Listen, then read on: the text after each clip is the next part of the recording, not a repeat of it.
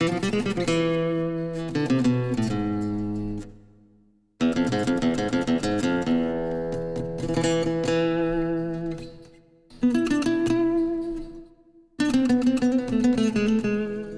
have lived cross-border lives between Texas and Mexico for centuries, with families, homes, and even jobs in both countries.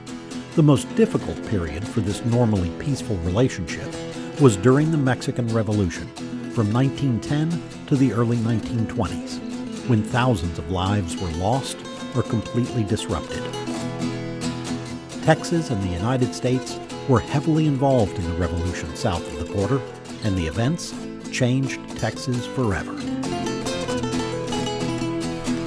The revolution in Mexico began with the overthrow of longtime dictator Porfirio Diaz, but once Diaz was gone, those who ousted him could not agree on the next steps, and that soon led to violent infighting. The years of the revolution in northern Mexico saw many changes and loyalties. A variety of leaders formed and broke alliances as they jockeyed for control of Mexican territory. Each had passionate followers on the north side of the river, and some of the revolutionaries recruited fighters in South Texas. Some briefly had the support of the United States government, which sent Marines and sailors into Veracruz. Several factions were even financed by the major banks in Houston, El Paso, and San Antonio.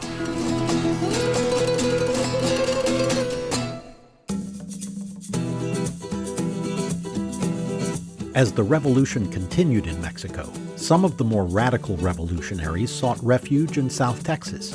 In early 1915, a plot called the Plan of San Diego was hatched for a war against whites across the entire southwestern United States, including killing white males, with an aim to set up an independent republic. American authorities believed the idea to be all talk, but by summer that year, small guerrilla attacks were happening against South Texas ranches. Texas Rangers were sent to the border to handle the lawbreakers, but there was serious abuse of power among some of the lawmen. Many killings in the Rio Grande Valley were carried out based not on guilt, but by the mere ethnicity and appearance of an individual. Revolutionary leader Pancho Villa, once friendly with Americans in Texas, soured on the relationship when the U.S. backed his rival. Villa's killing of some Americans in 1916 brought more racial violence against Latinos in several border towns. El Paso was hit especially hard.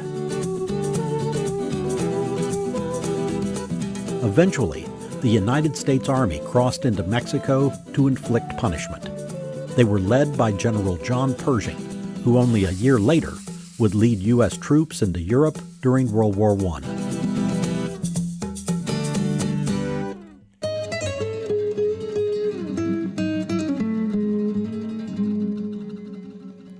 The real and emotional scars left by the Mexican Revolution among the South Texas Tejanos were deep.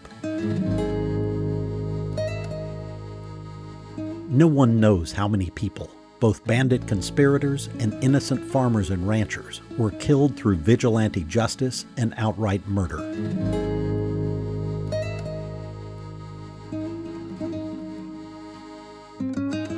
But viewed from over a century later, there are long-term positive changes that grew from that difficult time.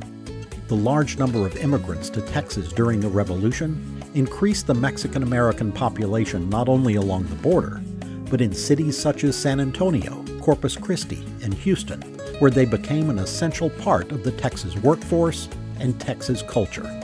In many cases, these immigrants brought a return of Mexican influence that had been marginalized for 75 years. The children of those refugees became leaders in the fight for Latino civil rights, and they paved the way for more newcomers, forever changing the faces of the Lone Star State.